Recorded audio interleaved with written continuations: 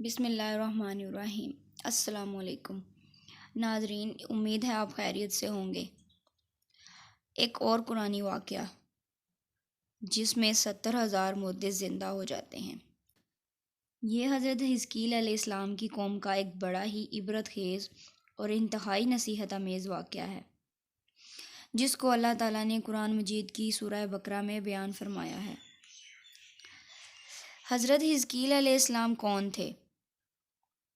حضرت حزقیل علیہ السلام موسیٰ علیہ السلام کے تیسرے خلیفہ ہیں، جو منصب نبوت پر سرفراز کیے گئے۔ حضرت موسیٰ علیہ السلام کی وفات اقدس کے بعد آپ کے خلیفہ اول حضرت یوشع بن نون علیہ السلام ہوئے، جن کو اللہ تعالیٰ نے نبوت عطا فرمائی۔ ان کے بعد حضرت کالب بن یوحنا علیہ السلام حضرت موسیٰ علیہ السلام کی خلافت سے سرفراز ہو کر مرتبہ نبوت پر فائز ہوئے۔ پھر ان کے بعد حضرت حزقیل علیہ السلام حضرت موسیٰ علیہ السلام کے جانشین اور نبی ہوئے۔ حضرت حزقیل علیہ السلام کا لقب ابن العجوز یعنی بڑھیا کے بیٹے ہے، اور آپ ذو الکفل بھی کہلاتے تھے۔ ابن العجوز کہلانے کی وجہ یہ ہے کہ یہ اس وقت پیدا ہوئے تھے جبکہ ان کی والدہ ماجدہ بہت بوڑھی ہو چکی تھیں، اور آپ کا لقب ذو الکفل اس لیے ہوا کہ آپ نے اپنی کفالت میں لے کر 70,000 انبیاء کرام کو قتل سے بچا لیا تھا، جن کے قتل پر یہودی قوم آمادہ ہو گئی تھی۔ پھر یہ خود بھی خدا کے فضل و کرم سے یہودیوں کی تلوار سے بچ گئے اور برسوں زندہ رہ کر اپنی قوم کو ہدایت فرماتے رہے۔ مردوں کے زندہ ہونے کا واقعہ۔ اس کا واقعہ یہ ہے کہ بنی اسرائیل کی ایک جماعت جو حضرت حزقیل علیہ السلام کے شہر میں رہتی تھی، شہر میں طاعون کی وبا پھیل جانے سے ان لوگوں پر موت کا خوف سوار ہو گیا، اور یہ لوگ موت کے ڈر سے سب کے سب شہر چھوڑ کر ایک جنگل میں بھاگ گئے اور وہیں رہنے لگے۔ تو اللہ تعالیٰ کو ان لوگوں کی یہ حرکت بہت زیادہ ناپسند ہوئی، چنانچہ اللہ تعالیٰ نے ایک عذاب کے فرشتے کو اس جنگل میں بھیج دیا، جس نے ایک پہاڑ کی آڑ میں چھپ کر اور چیخ مار کر بلند آواز سے یہ کہہ دیا کہ موت ہوا یعنی تم سب مر جاؤ۔ اور اس مہیب اور بھیانک چیخ کو سن کر بغیر کسی بیماری کے اچانک یہ سب کے سب مر گئے، جن کی تعداد 70,000 تھی۔ ان مردوں کی تعداد اس قدر زیادہ تھی کہ لوگ ان کے کفن و دفن کا کوئی انتظام نہیں کر سکے، اور ان مردوں کی لاشیں کھلے میدان میں بے گور و کفن 8 دن تک پڑی سڑنے لگیں، اور بے انتہا تعفن اور بدبو سے پورے جنگل بلکہ اس کے اطراف میں بدبو پھیل گئی۔ کچھ لوگوں نے ان لاشوں کے اوپر رحم کھا کر چاروں طرف سے دیوار اٹھا دی تاکہ یہ لاشیں درندوں سے محفوظ رہیں۔ کچھ دنوں بعد حضرت حزقیل علیہ السلام کا اس جنگل میں ان لاشوں کے پاس سے گزر ہوا تو اپنی قوم کے 70,000 انسانوں کو اس موت ناگہانی اور بے گور و کفن لاشوں کی فراوانی دیکھ کر رنج و غم سے ان کا دل بھر آیا۔ وہ آبدیدہ ہو گئے اور باری تعالیٰ کے دربار میں دکھ بھرے دل سے گڑ گڑا کر دعا مانگنے لگے کہ یا اللہ، یہ میری قوم کے افراد تھے جو اپنی نادانی سے یہ غلطی کر بیٹھے کہ موت کے ڈر سے شہر چھوڑ کر جنگل میں آ گئے۔ یہ سب میرے شہر کے باشندے ہیں، ان لوگوں سے مجھے انس حاصل تھا اور یہ لوگ میرے دکھ سکھ میں شریک رہتے تھے۔ افسوس کہ میری قوم ہلاک ہو گئی اور میں بالکل اکیلا رہ گیا۔ اے میرے رب، یہ وہ قوم تھی جو تیری حمد کرتی تھی اور تیری توحید کا اعلان کرتی تھی اور تیری کبریائی کا خطبہ پڑھتی تھی۔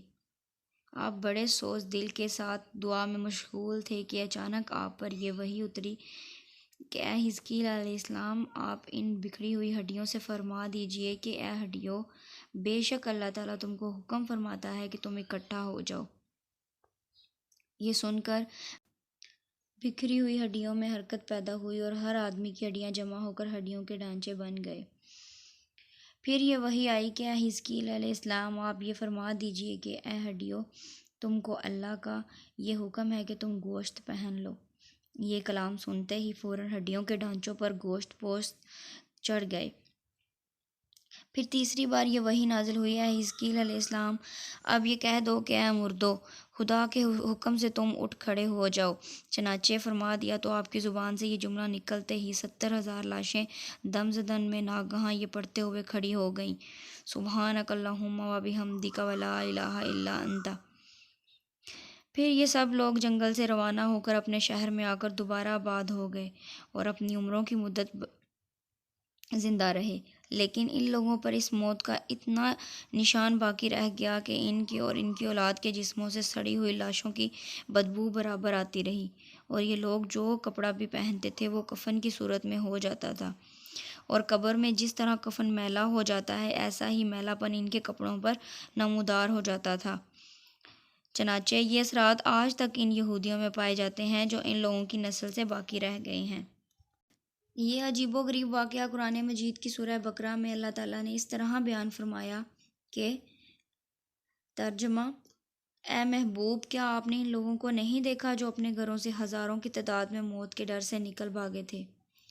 تو اللہ تعالیٰ نے ان سے یہ فرما دیا کہ تم سب مر جاؤ، پھر اللہ تعالیٰ نے انہیں زندہ فرما دیا۔ بے شک اللہ تعالیٰ لوگوں پر فضل کرنے والا ہے، مگر اکثر لوگ ناشکرے ہیں۔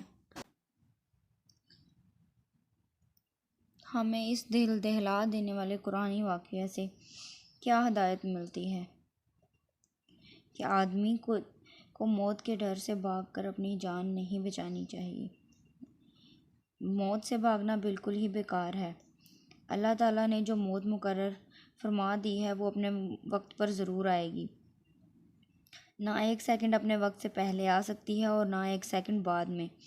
لہٰذا بندوں کو لازم ہے کہ رضا الہی پر راضی رہ کر صابر و شاکر رہیں، اور خواہ کتنی ہی وبا پھیلے یا اطمینان و سکون کا دامن اپنے ہاتھ سے نہ چھوڑیں، اور یہ یقین رکھیں کہ جب تک میری موت نہ آئے گی نہ مجھے کوئی مار سکتا ہے اور نہ ہرگز میں مر سکتا ہوں، اور جب میری موت آ جائے گی تو میں کچھ بھی کروں، کہیں بھی چلا جاؤں، بھاگ جاؤں یا ڈٹ کر کھڑا رہوں، میں کسی حال میں نہیں بچ سکتا۔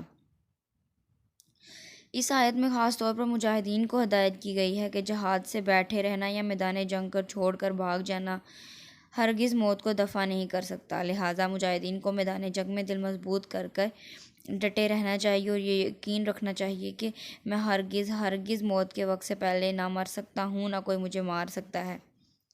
یہ عقیدہ رکھنے والا اس قدر بہادر اور شیر دل ہو جاتا ہے کہ خوف اور بزدلی کبھی اس کے قریب نہیں آ سکتی، اور اس کے پائے استقلال میں کبھی بال برابر بھی کوئی لغزش نہیں آ سکتی۔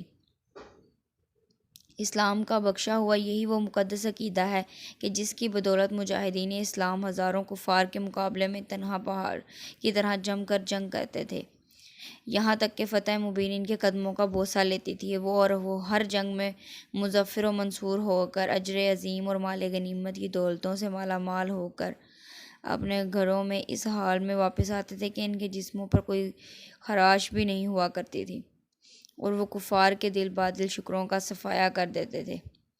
شاعر مشرق نے اس منظر کی تصویر کشی کرتے ہوئے کسی مجاہد اسلام کی زبان سے یہ ترانہ سنایا ہے: ٹل نہ سکتے تھے اگر جنگ میں اڑ جاتے تھے، پاؤں شیروں کے بھی میدان سے اکھڑ جاتے تھے، حق سے سرکش ہوا کوئی تو بگڑ جاتے تھے، تیغ کیا چیز ہے ہم توپ سے لڑ جاتے تھے، نقش توحید کا ہر دل پہ بٹھایا ہم نے، زیر خنجر بھی یہ پیغام سنایا ہم نے۔